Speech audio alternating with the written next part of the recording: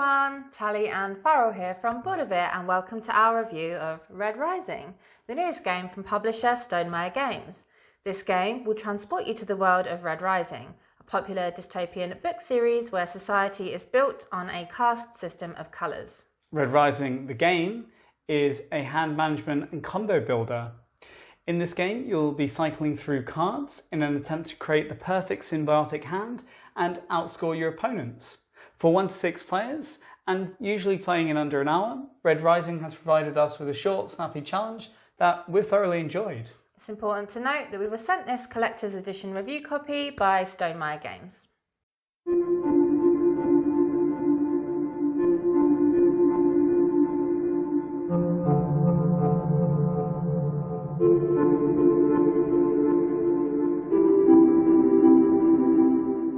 You begin the game with a randomised house tile and 5 cards. The turn structure is pretty simple because you can only do 2 things. You can either lead or you can scout, and most of the time you will be leading.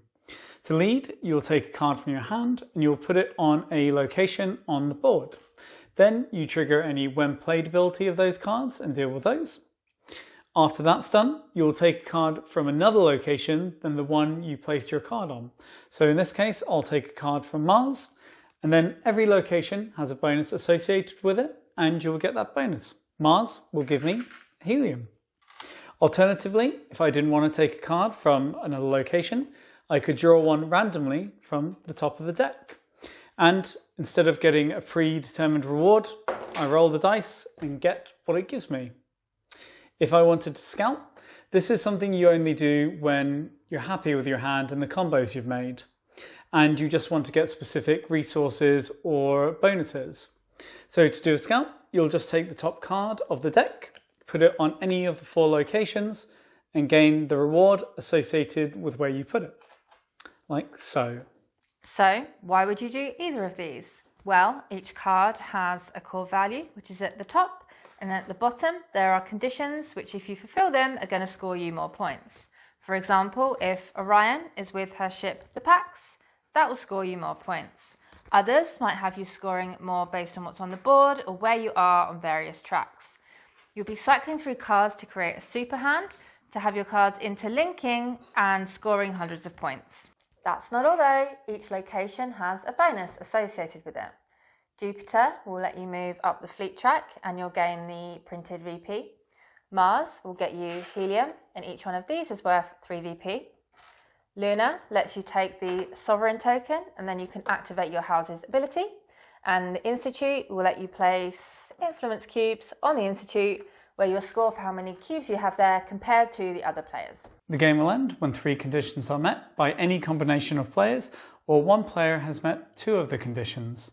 These conditions being have 7 or more helium, be at 7 or higher on the fleet track, and have 7 or more influence with the Institute. When the game is over, you will complete the round and you will score up. All scoring is done at the end, and the player with the most points wins. Before we played Red Rising, everything we'd read or seen had led us to have low expectations, which then meant it was a very pleasant surprise when we discovered how much we were enjoying our time with the game. We actually played it back to back 3 times in a row the first time we played, which is not a common occurrence for any game in our house. And this was facilitated by Red Rising having the perfect length of play if you're playing at lower player counts. The feel of the game reminds us of playing classic card games with the family. It's chilled out, relaxing, easy to pick up, but with the semblance of strategy to the gameplay. You feel really engaged with your own personal hand of cards and how best to optimise them, with the various location bonuses adding a further level of gameplay to consider. Now, it is a rather light game, much lighter than most other Stonemaier games, and pretty easy to teach. You can have someone up and playing in under 5 minutes because the turn structure is just so simple. Place a card, take a card, get reward, simples. It's also really intuitive because you can just look at your cards and they will tell you what they need. So this provides guidance to less experienced players, making this a great experience for all types of gamers. And in keeping with it being a lighter game, this is a game you want to play because you enjoy playing it, not to show off your strategic intelligence or have a battle of the wits. Because this game is entirely card-based, The core of the game is then randomness. And what worsens this is that the game is asking you to pair specific cards together from a unique deck. And in any given game, you won't see much of that deck, which then means you're only seeing a very small percentage of the 112 unique cards in this game. We don't mean there's no strategy here, because you can make some quite smart plays and combos. Plus, you certainly need to be tactical and ruthless to win. What we mean is that certain cards require very specific things, and whether those cards appear in your games is completely out of your control. You could start the game with a perfect hand of cards where they all boost each other, or a hand which provides negative points by being together. This is further exacerbated by all colours not being spread evenly throughout the deck, in part because there are 14 colours, but in the books, some colours are hardly discussed at all. So in keeping with the IP, certain colours are overrepresented in the deck. You can easily go an entire game without seeing a specific colour, which then negates many of the bonus scoring and when played aspects of cards. The game does make an attempt to negate this by having orange cards act as any other named character and grey cards act as an additional colour to grey, but the same issue remains in obtaining them. This issue aside, thankfully Red Rising is full of engaging gameplay. You see all the cards have a when played ability, and you'll need to take advantage of these to come out ahead in the game. But of course, playing it means that you no longer have that card. And this is where Red Rising constantly presents you with interesting decisions and dilemmas. First off, do you play a card for its when played ability, knowing that you might not see it again, and at worst an opponent could use it against you in the future? Or do you keep it for the points and the combos it provides? And then, where do you play it? Can you play it anywhere that will impede an opponent? Where should you take the card you get from? Is it better to take a card that is best for you, but getting a resource that you maybe don't care so much about? Or is it better to get the resource you need at that moment, or move up the track or whatever, but get a card that doesn't really do anything for your engine? It can be quite tactical with where you play which cards in an attempt to interrupt other players and line up future plays for yourself. We found ourselves getting really into this puzzle. Red Rising has you spending all your time in between turns assessing the state of the board, what's your next move, figuring out which cards you should keep or play. One of the reasons it's so engaging is because you're essentially always gambling on certain cards coming out or what your opponents might do. The relief you feel when you play a card that you would very much like to get back and it remains untouched on the board when your next turn rolls around is palpable. Coming to the negatives, these house tiles that everyone is randomly given at the beginning of the game can feel quite unbalanced. You see, some of them are linked with gaining VP, so they'll let you move up the fleet track or gain a helium or gain influence with the Institute. So in return for getting the Sovereign token, you're gaining cold hard VP. And you can visually see that. Whereas other houses let you do things like place a card on the board, discard a card from the board. It's just like, and the thing is, I'm sure there's a tactical advantage to this, but I can also tell you that any player would much rather get one of the houses that just gives them cold hard VP, because that is the point of the game. And it's never a great thing when you're playing a game and you shuffle these out at the start and you hear players groaning when they see what they've got.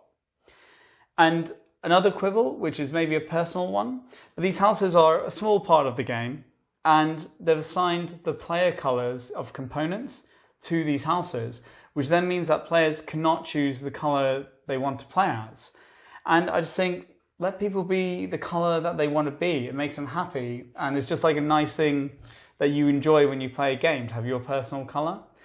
And it's also a bit annoying in a game where you can play multiple times in one session, and it just means that you're having to swap components around, get them out of the box, put them in, swap with other players, and it's just a little more tedious than it needed to be.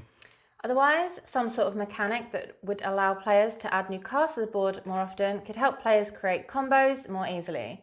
Perhaps it could be that if no new cards have been added to the board, at the end of the round, the Sovereign could draw one from the deck and decide where to place it. Because the game can get a little bit slow and stagnant if nobody is drawing from the deck and risking the roll of the dice. Also, in keeping with the negatives but moving on to the components, we were sent the Collector's Edition, which is different to the retail version. The card rails in the Collector's Edition are kind of a bit rubbish, as they are neither long enough nor deep enough. So either you can't see all of your cards or they just keep falling over. And echoing almost everyone else, the colours of the player tokens in the collector's edition are incredibly similar and really difficult to tell apart sometimes, and this has led to gameplay issues in our games. That said, whilst you shouldn't get the collector's edition over the retail version because the price difference simply isn't worth it, we do really love the metal cubes and metal ships. They're a joy to hold and feel incredibly weighty. The gold cards in this edition also have gold foil and look beautiful. We're big fans of the graphic design and art direction and find this a really pleasing game to look at. We do much prefer what's here when compared with the retail version, i.e. plastic cubes and ships, which we hated in Pendulum and hate here. Go wood or go home. Moving on to the player count, this unfortunately isn't a game that we've had the chance to play at the higher player counts, so 5 or 6 people. And we also just aren't sure that we'd want to. You see, it's such a light, quick game that it thrives on having a sub 1 hour playtime. It also has fast and simple turns, which just generally lends itself quite well to playing with less people. If you play with more people, then you're going to have more downtime and the game's going to be longer. And we're not sure this is a game we'd enjoy playing as much if it took 90 minutes to play it. Particularly because, as we said before, the cards are random and what comes up is random and the combos you can make is a little bit chance. So if you're just having one of those bad games, it's not something you want to drag on for 90 minutes. We're just not sure that having more players adds anything to the gameplay experience. We were surprised by how little the game changed at 3 or 4 compared with playing at 2.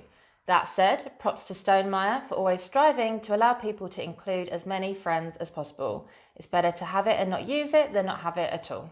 Finally, the theme. Due to our high level of journalistic integrity, I decided to read the Red Rising series so we could give the best review possible.